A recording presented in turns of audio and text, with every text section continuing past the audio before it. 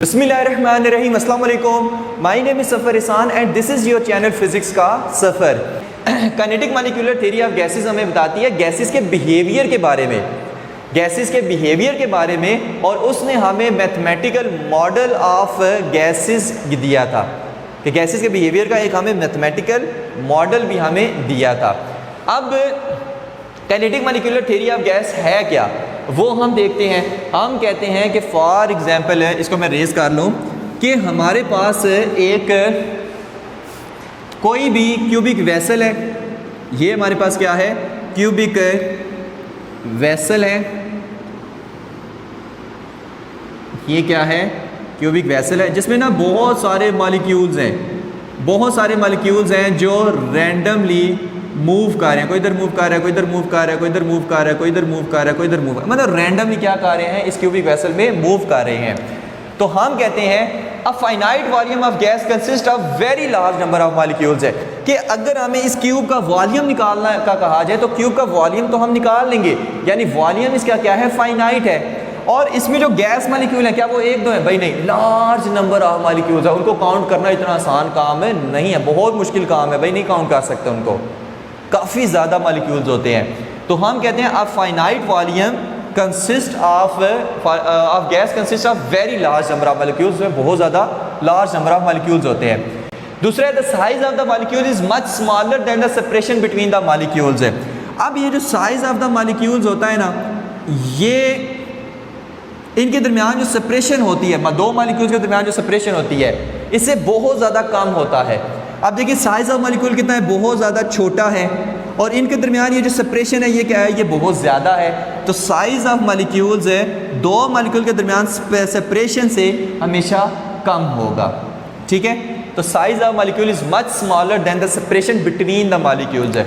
दूसरा आता है the gas molecules are in random motion and may change their direction of motion after every collision, कि gas molecules क्या कर रहे होते हैं, रैंडम मोशन कर रहे होते हैं, एक डायरेक्शन में रैंडम मोशन, ऐसे ऐसे ऐसे ऐसे ऐसे ऐसे ऐसे। और रैंडम मोशन किस तरह से करते हैं, स्ट्रेट मोशन करते हैं, स्ट्रेट मोशन करते हैं। और अपनी डायरेक्शन को कब चेंज करेंगे, जब वो किसी मॉलिक्यूल के साथ कोलाइड करेंगे या वो कोलिजन करेंगे with the walls of the vessel, यानी कि रैंडम मोशन ये करते रहेंगे और अपनी डायरेक्शन ये कब चेंज करते हैं कि जब ये किसी मॉलिक्यूल के साथ कोलाइड करते हैं या with the walls of the container या with the walls of the vessel के साथ टकराते हैं, तब ये अपनी डायरेक्शन क्या करते हैं, चेंज करते हैं। अगर ये वॉल्स के साथ ना टकराएं, किसी मॉलिक्यूल के साथ ना टकराएं, तो ये मॉलिक्यूल्स ऐसे ही स्ट्रेट मूव करते रहेंगे। ओके हो गया। तो the gas molecules are in random motion and may change their direction of motion after every collision, हर कोलिजन के बाद अपनी डायरेक्शन ऑफ मोशन चेंज कर लेते हैं। Collision between gas molecules and with the walls of the container are assumed to be perfectly elastic, कि ये जो collision होती है with the gas molecule and with the walls of the vessels है, ये perfectly elastic होती है, मतलब इसमें एनर्जी का लॉस नहीं होता। क्योंकि अगर कोलिजन के दरमियान में एनर्जी का लॉस हो तो यहाँ पर कोलाइड करें, यहाँ पर कोलाइड करें, फिर बेचारे एनर्जी कम हो, फिर कोलिजन करें, फिर एनर्जी कम हो, फिर कोलिजन करें, फिर एनर्जी कम हो, और बेचारे आके एक दफ़ा कुछ देर बाद बैठ जाए आराम से, क्यों, एनर्जी लॉस होते होते ख़त्म हो गया है। लेकिन एक्सपेरिमेंट ने प्रूव किया कि ऐसा कुछ भी नहीं होता, इनकी एनर्जी लॉस नहीं होती। ये हर कोलिजन के साथ, मॉलिक्यूल के साथ कोलिजन कर रहे हैं या फिर the walls of the vessel collision कर रहे हैं, तो इनकी एनर्जी, काइनेटिक एनर्जी वो लॉस नहीं होती। इस वजह से हम कहते हैं कि इनकी ये जो कोलिजन्स होती हैं with the walls of the vessel and with the molecules, वो परफेक्टली इलास्टिक होती हैं, ठीक है। और नेक्स्ट क्या होता है, molecules do not exert force on each other accept during a collision. ये जो मॉलिक्यूल्स हैं ना, आपस में एक दूसरे पे कोई फोर्स एक्सर्ट नहीं करते, कोई फोर्स एक्सर्ट नहीं करते except when they collide with each other. जब ये एक दूसरे के साथ कोलाइड करेंगे तब ये एक दूसरे पे फोर्स एक्सर्ट करेंगे, अदरवाइज अगर ये एक दूसरे के साथ कोलाइड नहीं कर रहे तो एक दूसरे पे कोई फोर्स ऑफ अट्रैक्शन वगैरह ये एक्सर्ट नहीं करेंगे। सिर्फ जब टकराएंगे तब फोर्स एक्सर्ट करेंगे, अदरवाइज नहीं ये कोई भी फोर्स एक्सर्ट करेंगे।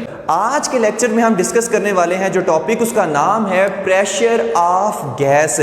भाई इस टॉपिक में डेरिवेशन ही डेरिवेशन है, डेरिवेशन ही डेरिवेशन है। कोशिश करेंगे कि उस डेरिवेशन को आसान तरीन स्टेप्स के साथ आपको समझा सकें। उसके बाद इसी लेक्चर में हम देखेंगे इंटरप्रिटेशन ऑफ टेम्परेचर और बॉयल्स लॉ, चार्ल्स लॉ को हम कैसे इससे ड्राइव करते हैं, वो सारी चीज़ें आज हम इस लेक्चर में देखेंगे और आसान तरीन डेरिवेशन को बनाने की कोशिश इंशाल्लाह करेंगे। तो भाई प्रेशर ऑफ गैस क्या होता है? देखिए, अगर हमारे पास ये एक क्यूबिक वेसल है, ये एक क्या है?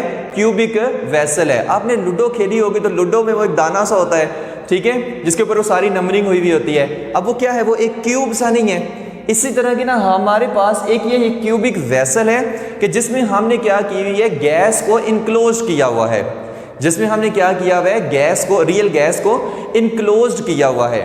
अब जब गैस को इनक्लोज किया हुआ है तो गैस में क्या एक मॉलिक्यूल होता है? नहीं, उसमें तो बहुत सारे मॉलिक्यूल्स होते हैं। और जब बहुत सारे मॉलिक्यूल्स होते हैं, क्या वो सिर्फ एक डायरेक्शन में मूव कर रहे होते हैं? नहीं, वो तो रैंडमली डिफरेंट डायरेक्शन में मूव कर रहे होते हैं। अब जब डिफरेंट डायरेक्शन में मूव कर रहे होते हैं तो फॉर एग्जांपल ये एक सर्टेन एरिया है इस क्यूबिक वेसल्स का, और मॉलिक्यूल यहाँ से आए और इस सर्टेन एरिया से टकराए। जब इस सर्टेन एरिया से टकराए तो इस एरिया पे उन्होंने क्या की? फोर्स एक्सर्ट की। और force exert per unit area, यही तो प्रेशर होता है कि मॉलिक्यूल्स क्या करते हैं? रैंडमली मूव करते हुए जो हमारे पास क्यूबिक वेसल है जिसमें गैस इनक्लोज्ड है, इसके वॉल्स में क्या करते हैं? ऐसे इसके साथ टकराते हैं और टकरा के क्या करते हैं? इस पर फोर्स एक्सर्ट करते हैं। फोर्स एक्सर्ट करते हैं, इसी को हम क्या कहते हैं? कि ये प्रेशर ऑफ गैस है, ठीक है। सर्टेन एरिया पे फोर्स एक्सर्ट करते हैं तो फोर्स पर यूनिट एरिया ही क्या होता है? ये हमारे पास प्रेशर होता है। ओके हो गया। उसके अलावा मॉलिक्यूल्स जो होते हैं ये हमारे पास डायरेक्शन कब चेंज करते हैं? देखिए, डायरेक्शन तब चेंज करते हैं जब किसी दूसरे मॉलिक्यूल से कोलिजन करे या with the walls of the vessel के साथ कोलिजन करे तो ये टकरा के वापस आ जाएंगे। तो इस तरह से क्या करेंगे? डायरेक्शन चेंज करते हैं ये अपनी, और क्या करते हैं? वॉल्स ऑफ द वेसल पे फोर्स अप्लाई करते हैं। अब फोर्स अप्लाई करते हैं पर यूनिट एरिया पे, यही हमारे पास क्या है कि हम कहते हैं कि वॉल्स ऑफ द वेसल पे प्रेशर अप्लाई कर रहे हैं, और उसी को हम कहते हैं कि प्रेशर ऑफ गैस है। अब नेक्स्ट उसी प्रेशर ऑफ गैस को हम फाइंड करने वाले हैं, लेकिन वेसल के अंदर, क्यूबिक वेसल के अंदर क्या एक मॉलिक्यूल होता है? नहीं भाई, बहुत सारे मॉलिक्यूल्स होते हैं और डिफरेंट डायरेक्शन में वो क्या कर रहे होते हैं? बहुत सारे, मतलब डिफरेंट डायरेक्शन में वो क्या कर रहे होते हैं? मूव कर रहे होते हैं। अब हम सारे मॉलिक्यूल्स की तमाम डायरेक्शन में वो प्रेशर ऑफ गैस की इक्वेशन तो नहीं निकाल सकते, ये तो काफ़ी डिफिकल्ट हो जाएगा। तो हम क्या करते हैं? हम कंसीडर करते हैं एक वक्त में एक ही मॉलिक्यूल है जो एक डायमेंशन में मूव कर रहा है, यानी कि सिर्फ एक्स एक्सिस में फॉर एग्जांपल मूव कर रहा है। फिर से बता रहा हूं, वैसे तो n नंबर ऑफ मॉलिक्यूल है, लेकिन कंसीडर करें कि एक ही मॉलिक्यूल है और वो क्या कर रहा है? एक्स एक्सिस में मूव कर रहा है और वॉल के साथ जाके टकराएगा और एक्स एक्सिस के along walls of the vessel पे प्रेशर एक्सर्ट करेगा, ठीक है। और वही प्रेशर पहले हम फाइंड करेंगे सिर्फ एक मॉलिक्यूल के लिए। फिर इसी एक्स डायरेक्शन में वो सारे जितने मॉलिक्यूल्स जो हैं वो सारे एक्स डायरेक्शन में जो प्रेशर अप्लाई कर रहे हैं वो हम निकालेंगे, फिर वाई डायरेक्शन का निकालेंगे, फिर जेड डायरेक्शन का निकालेंगे। इसी तरह हम टोटल जो वॉल्स ऑफ द वेसल पे गैस के मॉलिक्यूल्स की वजह से प्रेशर एक्सर्ट हो रहा है, हम वो प्रेशर निकाल लेंगे। तो पहले निकालते हैं कि सिर्फ एक मॉलिक्यूल जो है, जो एक ही डायमेंशन ही एक्स एक्सिस में फॉर एग्जांपल मूव कर रहा है, तो जो वॉल्स ऑफ द वेसल पे प्रेशर एक्सर्ट कर रहा है भाई, वो पहले निकालते हैं। उसी से जो है वो सारा पूरी वेसल का प्रेशर है, हम उसी के ज़रिए से निकाल लेंगे लास्ट पे जाकर। ओके हो गया। तो देखते हैं हम वो किस तरह से निकालते हैं। मैं कहता हूँ कि फॉर एग्जाम्पल ये हमारे पास एक फेज़ है A, B, C और D, और ये दूसरा फेज़ है E, F, G, H। और ये हमारे पास क्या है? क्यूब की एक साइड की ये लेंथ L है, दूसरी साइड की ये लेंथ L है, ये लेंथ L है। मतलब कि जो क्यूब की वो सारी वो चारों साइड्स ही होती हैं, वो सारी क्या होती हैं? इक्वल होती हैं। तो ये भी लेंथ L, ये भी लेंथ L, ये भी लेंथ L, ये भी लेंथ L, ये भी लेंथ L, ये भी लेंथ L, ये भी लेंथ L, ये भी लेंथ L। तो साइड्स उसकी क्या होती हैं? उनकी हम लेंथ क्या ले रहे हैं कि यहाँ से लेकर यहाँ तक ये लेंथ क्या है? L लेंथ है। ओके हो गया। अच्छा, L लेंथ है तो यहाँ पर क्या है? ये मॉलिक्यूल है और मॉलिक्यूल क्या करेगा? यहाँ से मूव करेगा इधर, इस तरफ मूव इसने किया, एक ही मॉलिक्यूल है, एक्स एक्सिस में ना मूव कर रहा है, इधर मूव किया, ये वॉल से टकराया और वॉल से टकरा कर अपनी डायरेक्शन चेंज करके दोबारा इस डायरेक्शन में मूव करना शुरू हो गया। जब इस वॉल से टकराया, वेसल की वॉल से टकराया, सर्टेन एरिया से टकराया, फोर्स उस पर एक्सर्ट की, तो फोर्स पर यूनिट एरिया क्या होता है, प्रेशर, यानी प्रेशर एक्सर्ट किया, वो ही हमने क्या करना है, फाइंड करना है।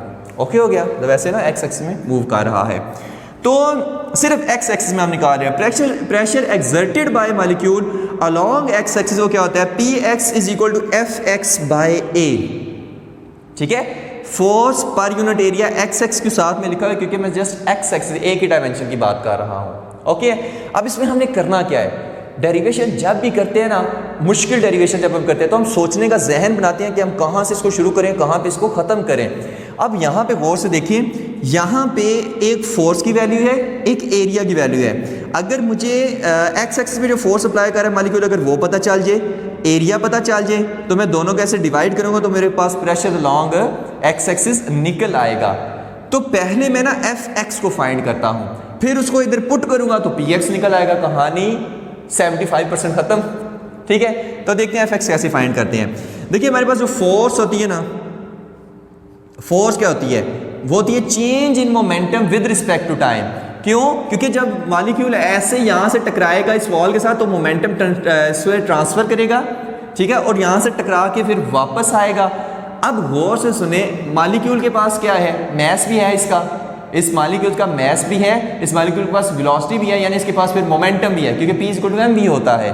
ठीक है, तो फोर्स का जो हम फार्मूला लेंगे वो हम लेंगे change in momentum with respect to time, और वो क्या होता है, M V F minus M V I divided by delta T.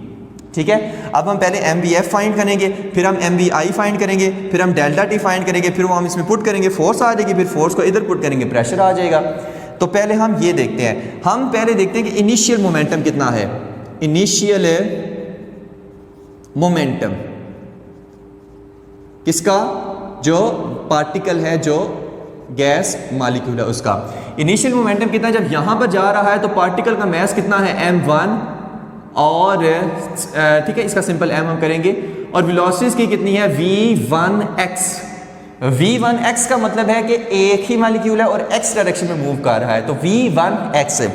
तो कितना मोमेंटम है, mv1x आ जाएगा। ठीक है, फाइनल मोमेंटम कितना है, फाइनल मोमेंटम कितना है, अच्छा फाइनल मोमेंटम कितना है, यहां से जब टकरा के वापस आएगा तो मोमेंटम का मैग्नीट्यूड तो चेंज नहीं होगा, लेकिन डायरेक्शन चेंज हो जाएगी। तो फिर हमारे पास क्या होगा, यहां पर जब इस ऐसे फेजेस है ना, ऐसे फेजेस है, यहां से चला, इसके साथ टकराया, इसके साथ टकरा के वापस मुड़ा। अब जब वापस मुड़ा है ना, तो फिर हम जो फाइनल मोमेंटम इसका लेंगे वो माइनस mv1x लेंगे। गौर से देखिए, यहाँ पर ये मॉलिक्यूल है, मॉलिक्यूल इस फेज से आया, यहाँ से टकरा, यहाँ से आके इधर आया, अब इसका मोमेंटम कितना है, mv1x, और यहाँ से टकरा के जब वापस गया तो डायरेक्शन चेंज होगी। तो इसको, इस मोमेंटम को हम कहेंगे कि ये फाइनल इसका मोमेंटम है टकराने के बाद, और उसको हम कहेंगे कि ये माइनस mv1x है। ठीक है, क्योंकि डायरेक्शन अपोजिट हो गई है। तो ये हमारे पास क्या है, माइनस mv1x है। ओके हो गया। अच्छा, अगर हम डेल्टा टी को फाइंड करें तो डेल्टा टी क्या आएगा, डेल्टा टी हमारे पास होता है s is equal to V T, T is equal to s by V, s by V आएगा। ठीक है, तो s is equal to V T होता है, t is equal to s by V होता है। देखिए टोटल डिस्टेंस से कितना ट्रेवल कर रहा है, मॉलिक्यूल यहां से लेकर यहां तक गया और यहां से वापस यहां पर आया, टोटल डिस्टेंस कितना ट्रेवल किया, 2l, क्योंकि यहां से लेकर यहां तक की इसकी लेंथ कितनी है क्यूबिक वेसल की, l। तो यहां से लेकर जब यहां तक गया तो डिस्टेंस l कवर किया, अब यहां से वापस इधर तक आया तो मजीद l कवर किया, तो l प्लस l 2l हो गया, l जाने में l आने में, तो 2l इसने डिस्टेंस कवर किया, l या ये भी l, तो 2l डिवाइडेड बाय वेलोसिटी कितनी, v1x। ओके हो गया। तो डेल्टा टी भी आ गया, डेल्टा टी भी आ गया, फाइनल मोमेंटम भी आ गया, इनिशियल मोमेंटम भी आ गया। अब इसको उठाकर जस्ट इधर पुट करना है। अब इन तीनों वैल्यूज को ये और ये इस फार्मूले में पुट कर देते हैं तो हमारे पास बहुत सी कहानियां आसान हो जाएंगी। तो fx या f1x इसको नाम दे लें, क्योंकि हम एक मॉलिक्यूल की बात कर रहे हैं, एक पार्टिकल की बात कर रहे हैं, इज इक्वल टू, देखिए फाइनल मोमेंटम कितना है, mvf, यहां पर फाइनल मोमेंटम कितना आ रहा है, minus M we one X. तो फाइनल मोमेंटम हम लिखेंगे minus M we one X और नेगेटिव साइन उसी तरह। इनिशियल मोमेंटम कितना एम वी आई, वो तो भाई एम वी वन एक्स है, तो यहां पर हम पुट करेंगे M we one X divided by, ठीक है, final momentum minus M we one X, initial momentum है एम वी वन एक्स है, डिवाइडेड बाई डेल्टा टी की वैल्यू कितनी है, वो तो भाई 2l over V one X है, अभी हमने निकाली है, तो 2l over V one X. Okay हो गया। तो F one x is equal to minus M we one x minus M we one X, ये आ जाएगा minus 2m V one X over 2l over V one X. 2 से गया तो ये हमारे पास क्या आ जाएगा, F one x is equal to minus M we one x का स्केयर आ जाएगा, क्योंकि वी वन एक्स है ना, ऊपर जाके ऊपर वाले वी वन एक्स से मल्टीप्लाई हो जाएगा, तो वी वन एक्स स्केयर आ जाएगा डिवाइडेड बाई एल उसी तरह। ठीक हो गया, डिवाइडेड बाई एल उसी तरह। अब ये नेगेटिव साइन का शो कर रहा है, नेगेटिव साइन का शो कर रहा है, वो चीज देखते हैं। ठीक है, यहां पर देखिए जब ये मॉलिक्यूल यहां पे इस वॉल के साथ आकर टकराएगा, अब मॉलिक्यूल यहां पर देखिए ये वॉल है ना, ये मॉलिक्यूल आया और इसके साथ आकर टकराया, इस पे फोर्स एक्सर्ट की है। अब रिएक्शन में वॉल भी मॉलिक्यूल पे फोर्स अप्लाई करेगी। न्यूटन के थर्ड लॉ के मुताबिक action and reaction are equal but in opposite direction. ये मॉलिक्यूल आया, उसने वॉल पे फोर्स एक्सर्ट की, अब बदले में वॉल भी मॉलिक्यूल पे फोर्स एक्सर्ट करेगी, लेकिन वो अपोजिट डायरेक्शन में करेगी।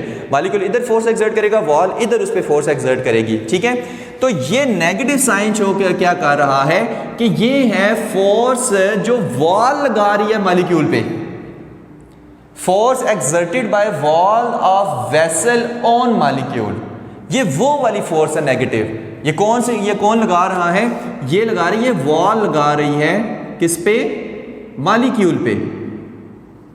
ओके हो गया, ओके। अगर मैं देखूं, ये तो वॉल लगा रही है मॉलिक्यूल पे, मॉलिक्यूल भी तो लगा रहा है वॉल पे, ये मॉलिक्यूल है, ये वॉल पे लगा रहा है फोर्स, वॉल मॉलिक्यूल पे लगा रही है, तो जो वॉल मॉलिक्यूल पे फोर्स लगा रही है वो तो minus M we one x minus M we one square x over L आ गया। लेकिन रिएक्शन में ये रिएक्शन फोर्स था, लेकिन मॉलिक्यूल भी तो वॉल पे फोर्स एक्सर्ट कर रहा है, भाई वो कितनी है, वो हम लेंगे F one x is equal to minus F one X हम लेंगे। ठीक है, क्यों, क्योंकि अब अगर वॉल मॉलिक्यूल पे इस तरफ फोर्स लगा रही है तो मॉलिक्यूल वॉल पे इस तरफ फोर्स लगा रहा है, अपोजिट फोर्स लगा रहा है, इस वजह से साथ में हम नेगेटिव का साइन ले रहे हैं। अब आपने इसकी वैल्यू इधर पुट करनी है, तो F one x is equal to minus, यहां पर क्या आएगा, एम माइनस एम, या एक और काम करें कि हमने ना 1x यहां पर लिखा है ना, यहां पर सिंपल x रहने दें। ठीक है, और यहां पर हम लिख देते हैं F one x is equal to minus F X. ठीक है, और इसकी वैल्यू अब हम अगर इधर पुट करेंगे तो क्या आएगी, minus M we one x का स्क्वायर ओवर एल आ जाएगा। ठीक है, अब देखें कुछ भी नहीं किया, सारी वैल्यू वही रही है, जस्ट बाय नेगेटिव का साइन लगा दिया है, क्योंकि ये थी जो वॉल मॉलिक्यूल पे फोर्स अप्लाई कर रही है। ठीक है, अब ये क्या है कि जो मॉलिक्यूल वॉल पे फोर्स अप्लाई कर रहा है, ये नीचे वाली वो है। ठीक है, अब वो कितनी निकली है, F one x is equal to m we one x का square divided by l. Done हो गया, ये हमारे पास है वो फोर्स है जो एक मॉलिक्यूल एक्सर्ट कर रहा है एक्स एक्सिस के along wall of the vessel के ऊपर। ये वो फोर्स है जो मॉलिक्यूल एक्सर्ट कर रहा है वॉल पे, ये वो फोर्स है जो वॉल एक्सर्ट कर रही है मॉलिक्यूल पे। अब दोनों फोर्सेस क्या हैं, इक्वल हैं, बट इसके साथ नेगेटिव का साइन है, इसके साथ पॉजिटिव का साइन है। और हम क्या निकाल रहे हैं कि जो मॉलिक्यूल एक्सर्ट कर रहा है फोर्स पे, हम उसकी बात कर रहे हैं, इस वजह से हम जस्ट ये वाली कहानी इसमें यूज़ करेंगे। ठीक हो गया। अच्छा, अब नेक्स्ट कहानी हमारे पास क्या होती है वो चीज़ देखते हैं। हम कहते हैं कि ये तो हमारे पास फोर्स है एक मॉलिक्यूल जो लगा रहा है वॉल ऑफ द वेसल पे, लेकिन हमारे पास जो तमाम मालिक्यूल हैं जो एक्स एक्सिस के along wall of the vessel पे फोर्स लगा रहे हैं, वो हम कैसे निकालें? तमाम मालिक्यूल जो एक्स एक्सिस के along wall of the vessel पे फोर्स लगा रहे हैं वो कैसे निकालें? तो आपने क्या करना है कि तमाम मालिक्यूल, गौर से इसको सुनना है, कि तमाम मालिक्यूल्स जो एक्स एक्सिस के along wall of the vessel पे फोर्स लगा रहे हैं उन सब की फोर्सेस को ऐड कर देना है। तो हमारे पास टोटल फोर्स निकल आएगी जो एक्स एक्सिस के अलोंग तमाम जो वो मालिक्यूल्स हैं वो लगा रहे हैं फोर्स। ठीक है, ये तो एक मालिक्यूल है, लेकिन अगर एक मालिक्यूल ही तो नहीं सिर्फ होता इसमें वेसल के अंदर बहुत सारे होते हैं। तो अब हम जो टोटल फोर्स लग रही है ना एक्स एक्सिस के अलोंग हम वो निकालने वाले हैं। तो यहां पर हम कैसे फिर वो निकालेंगे कि F X is equal to F1x कितना है? mv1 स्केयर एक्स है, mv1x square x over l plus 2x क्या था? fmv2x का square over l plus f3x की जगह हम क्या लिखूं? mv3x का स्केयर ओवर l और up to so on mvnx का स्केयर ओवर l। डन हो गया। ये हमारे पास निकल आई है तमाम मॉलिक्यूल्स है जो फोर्स एक्सर्ट कर रहे हैं अलोंग एक्स एक्सिस। ओके हो गया। अब हमने क्या करना है, ये फोर्स Fx तो निकल आई, ये Fx तो फोर्स निकल आई।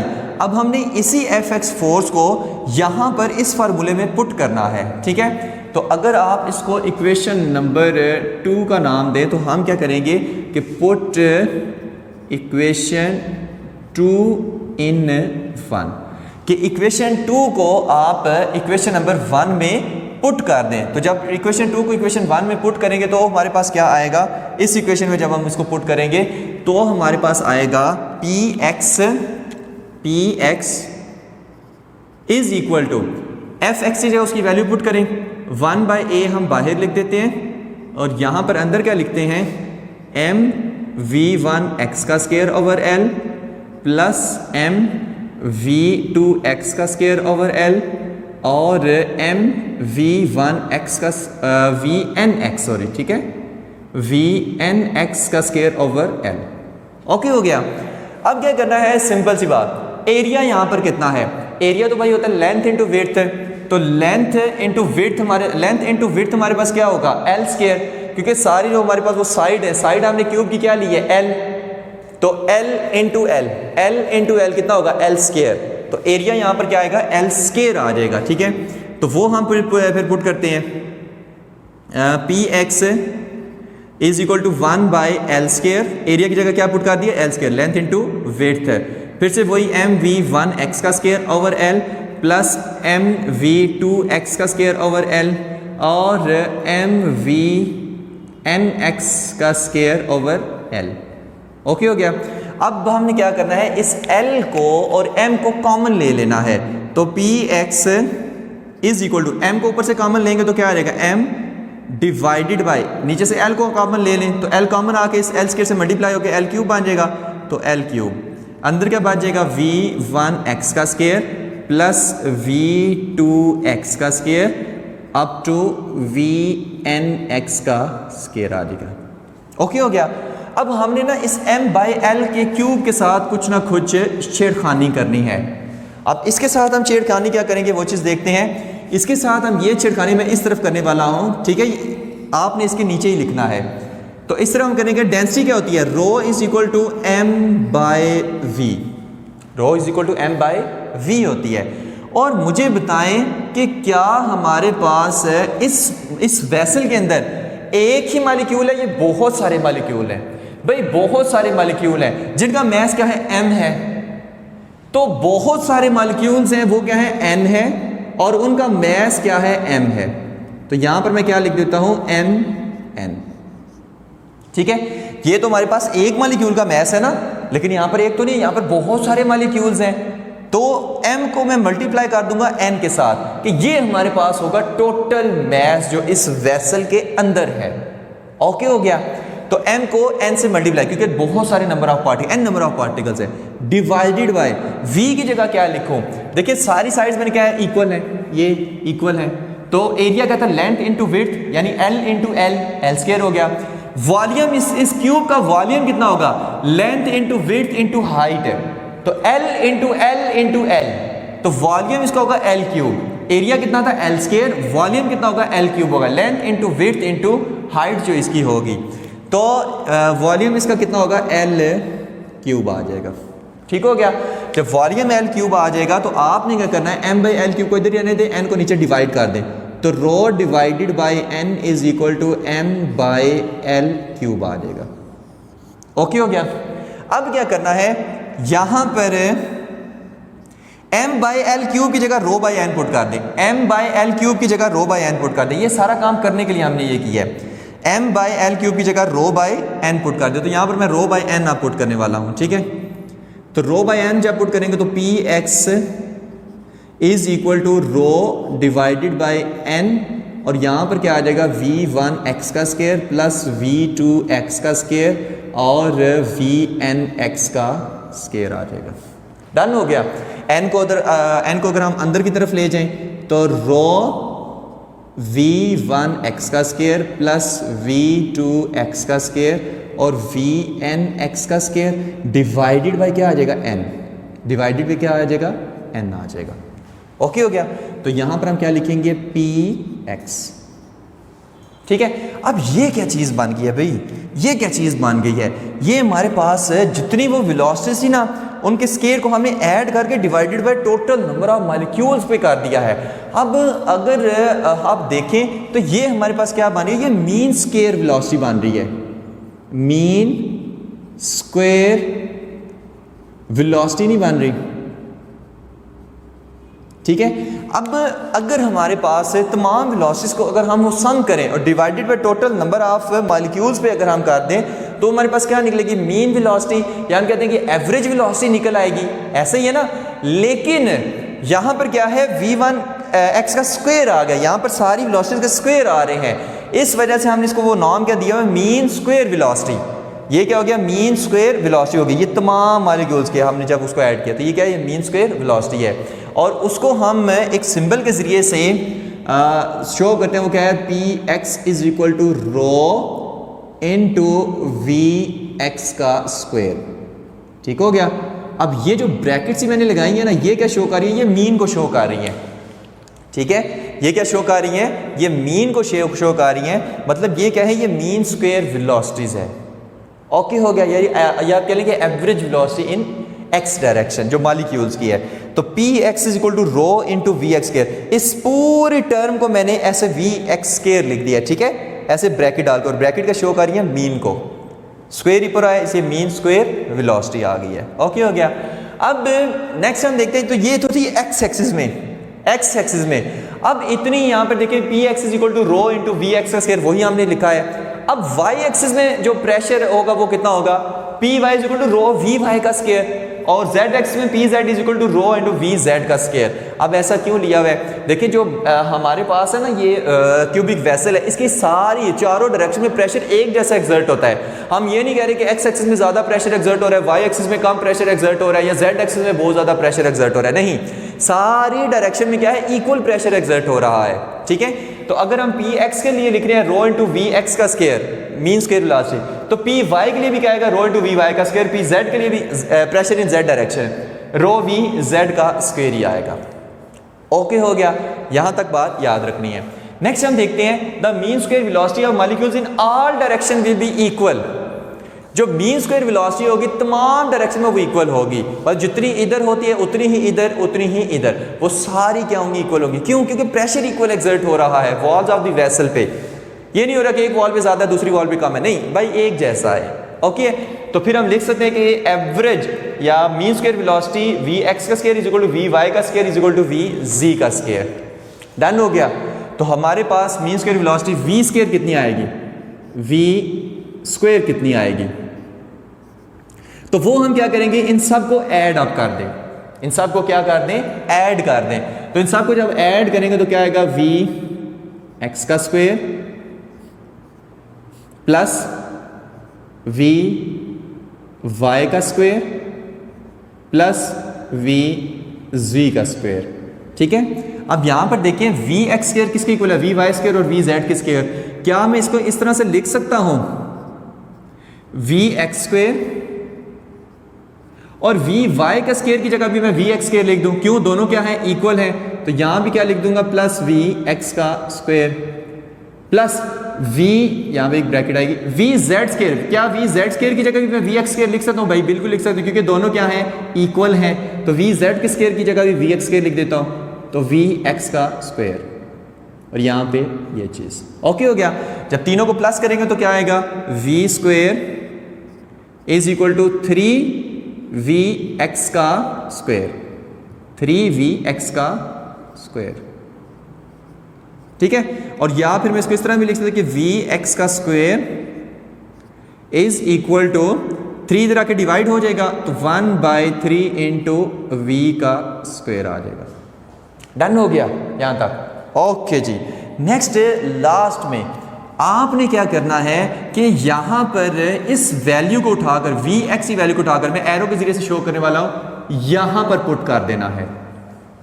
क्या करना है, यहां पर पुट कर देना है। जब इस वी एक्स स्क्वायर की वैल्यू को मैं इस इक्वेशन में पुट करूंगा तो हमारे पास क्या आंसर आएगा, P x is equal to rho into 1/3 और वी स्क्वायर आ जाएगा, ठीक है। रो इंटू 1/3 वी स्क्वायर आ जाएगा। यहां तक ओके हो गया, रो इंटू 1/3 वी स्क्वायर आ जाएगा। यहां पर क्या था, रो बाय एन और रो इंटू 1/3 वी स्क्वायर आ गया। अच्छा नेक्स्ट, अब नेक्स्ट इसमें क्या आ रहा है वो चीज देखते हैं। अब यहां पर क्या आ रहा है, P x is equal to rho 1/3 V का स्क्वायर। अब एक और चीज़ याद रखें, पास्कल लॉ के मुताबिक कि इन साइड जो हमारे पास प्रेशर एक्सर्ट हो रहा है वॉल्स ऑफ द वेसल पे, वो चारों डायरेक्शन में क्या होता है, एक जैसा होता है। जितना एक्स में उतना ही वाई में उतना ही जी में। तो अगर मैं यहाँ पर लिखूँ कि P x is equal to P Y is equal to P G is equal to P, क्या मैं लिख सकता हूँ? क्यों? क्योंकि फॉर एग्जाम्पल जस्ट समझाने के लिए आपको बता रहा हूँ, अगर आप गुब्बारे में हवा भरें, अगर आप गुब्बारे में हवा भरें और गुब्बारे को फुला दें, क्या आप ऐसे उसको दबाएंगे तो प्रेशर ज़्यादा होगा, ऐसे उसको दबाएंगे तो प्रेशर ज़्यादा होगा, ऐसे उसको दबाएंगे तो प्रेशर ज़्यादा होगा? आप कहेंगे भाई सर सारी डायरेक्शन में प्रेशर एक जैसा ही होगा। इसी तरह जब वॉल्स ऑफ द वेसल की हम बात करते हैं, इस क्यूबिक वेसल की बात करते हैं, तो इसमें भी एक्स एक्स में जितना प्रेशर होगा उतना ही वाई में होगा, उतना ही जी में होगा, ठीक है। तो P x is equal to P Y is equal to P G into P. तो सिंपल पी एक्स की जगह फिर मैं क्या लिखता हूँ, पी लिख देता हूँ। तो P is equal to rho into, या मैं इसको इस तरह से लिख देता हूँ कि 1/3 रो वी स्क्वायर। ओके हो गया। तो ये हमारे पास क्या आ गई, प्रेशर की इक्वेशन आ गई, जो हम कब से फाइंड करने की कोशिश कर रहे थे। अब हम देखते हैं कि जो प्रेशर का रिलेशन है काइनेटिक एनर्जी के साथ वो क्या है, ठीक है। मैं इसको शुरू से मिटाने लगा हूँ, यहाँ से मैं इसको रेज कर रहा हूँ। प्रेशर का जो काइनेटिक एनर्जी के साथ हमारे पास वो रिलेशन आता है वो कितना आता है, ठीक है। हमने वो टोटल प्रेशर वो तो फाइंड कर लिया, ठीक है, जो वॉल्स ऑफ द वेसल पे अप्लाई कर रहे हैं, जो गैस मॉलिक्यूल्स अप्लाई कर रहे हैं वॉल्स ऑफ द वेसल पे। अब प्रेशर के लिए हमारे पास क्या है, P is equal to 1/3 rho V square. Okay हो गया। अब यहां पर आपने क्या करना है, प्रेशर का काइनेटिक एनर्जी के साथ रिलेशन देखने के लिए रो की वैल्यू पुट करनी है। रो कितना आया था, m/v आता है, लेकिन क्या है, एक हमारे पास मॉलिक्यूल तो नहीं है, n नंबर ऑफ मॉलिक्यूल है, तो उनका जो मास फाइंड करना है तो हमारे पास mn/v आएगा, ठीक है। ओके हो गया। तो इस वैल्यू को आप इधर पुट कर दे, तो P is equal to 1/3, P is equal to, यहां पर हम उसको डायरेक्ट कर देते हैं, P is equal to mn divided by 3v। कुछ भी नहीं किया, रो की जगह mn/v पुट कर दिया बस, और यहां पर v स्क्वायर आ जाएगा, ठीक है। तो P इज इक्वल टू कितना आ जाएगा, n/3v, और यहां पर m को अंदर अगर मल्टीप्लाई कर दें तो mv स्क्वायर आ जाएगा। ओके हो गया। अब यहां पर देखिए काइनेटिक एनर्जी का फार्मूला क्या होता है, 1/2 mv square, half mv square. तो mv स्क्वायर तो आ गया, हाफ नहीं आया, तो इसको डिवाइड एंड मल्टीप्लाई बाय 2 कर दें, तो P is equal to 2n/3v, और यहाँ पर क्या आ जाएगा 1/2 mv²। अब ये क्या है, ये हमारे पास है average translational kinetic energy of molecules है, ठीक है। अब यहाँ पर हम n नॉट क्या होता है, n/v। n नॉट क्या है, number of molecules per unit volume. अब देखें n क्या है, नंबर ऑफ मॉलिक्यूल्स क्या उसमें चेंज हो रहे हैं, नहीं हो रहे। क्या वॉल्यूम में उस क्यूब का चेंज कर रहा हूँ, नहीं चेंज कर रहा।